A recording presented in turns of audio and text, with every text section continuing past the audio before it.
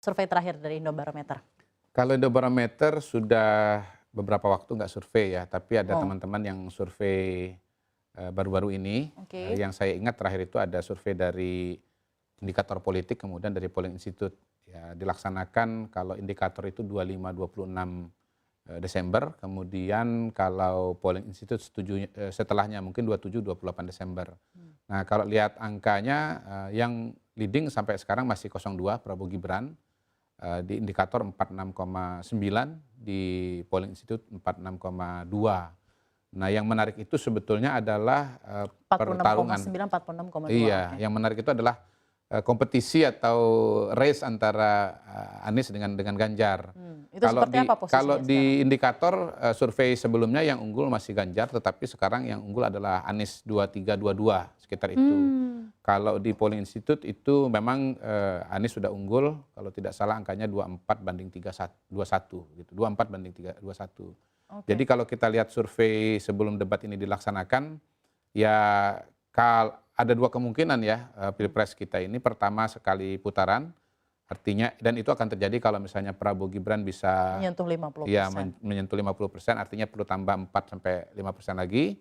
Kemudian kalau misalnya 2 putaran, maka pertanyaannya siapa yang akan lolos ke putaran kedua. Yang hampir pasti adalah Prabowo Gibran. Nah, yang menjadi menarik adalah pertanyaannya adalah siapakah yang akan mendampingi Prabowo Gibran, apakah Anies atau Ganjar. Nah, kalau bicara sebagian survei, sebetulnya temuan bahwa Anies itu sudah melewati Ganjar sudah terjadi pada survei-survei katakanlah pertengahan Desember misalnya. Saya ingat ada CSIS ya, Ya, betul.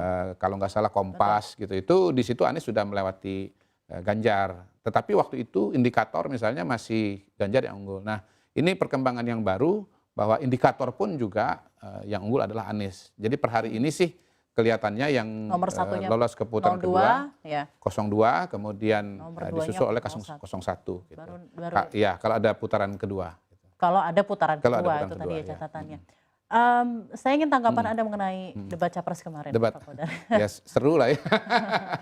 Seru, dan kalau saya lihat sih begini, kalau kalau Pak Prabowo ya, dia kan memang bidangnya pertahanan. Jadi dia langsung to the point soal pertahanan dan keamanan. Kemudian kalau Mas Anies dan Mas Ganjar kelihatannya mencoba memperluas terminologi pertahanan dan keamanan itu kepada aspek-aspek yang lain lah. Iya. Termasuk misalnya soal ekonomi, soal narkoba, soal perdagangan orang dan yang lain-lain. Itu yang pertama.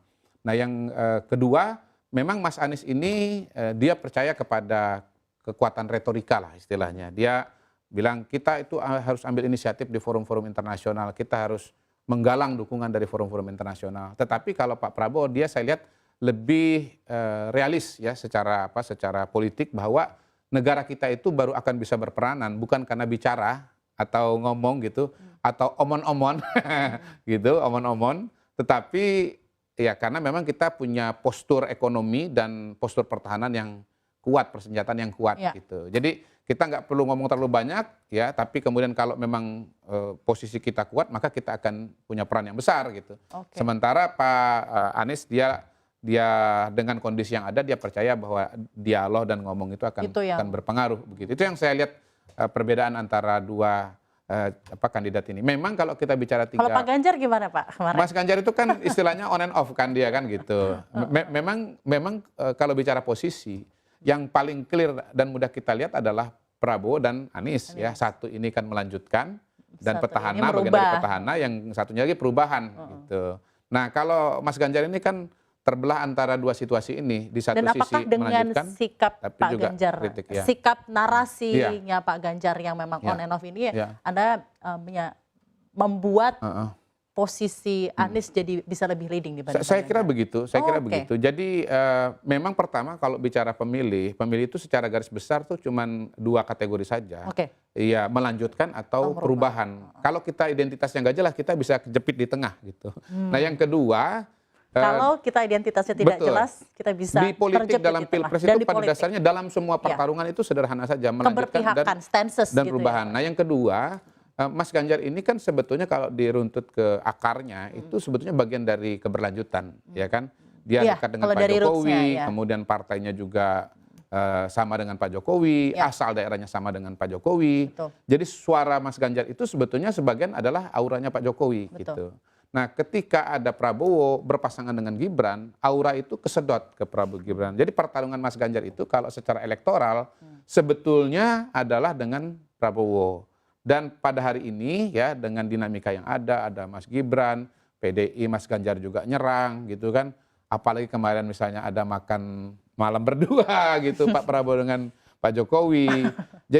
Jadi kolam yang puas kepada Pak Jokowi ini, keberlanjutan ini, jadi itu kayaknya larinya ke Prabowo. Jadi sebetulnya Ganjar ini kalah ya pada hari ini ya dalam tanda kutip oleh Anies, bukan karena Aniesnya, tetapi karena suaranya lari kepada Prabowo Gibran itu. Kalau kita lihat tren suara ini ya, kelihatan banget tuh grafiknya. Ganjarnya menurun, Prabowo-nya menaik gitu. Anies sebetulnya tetap aja. Kalau bahasa saham itu kan sideways. Ada porsinya dari Pak Ganjar yang tersedot ke pasangan nomor 2 gitu tadi ya. Betul.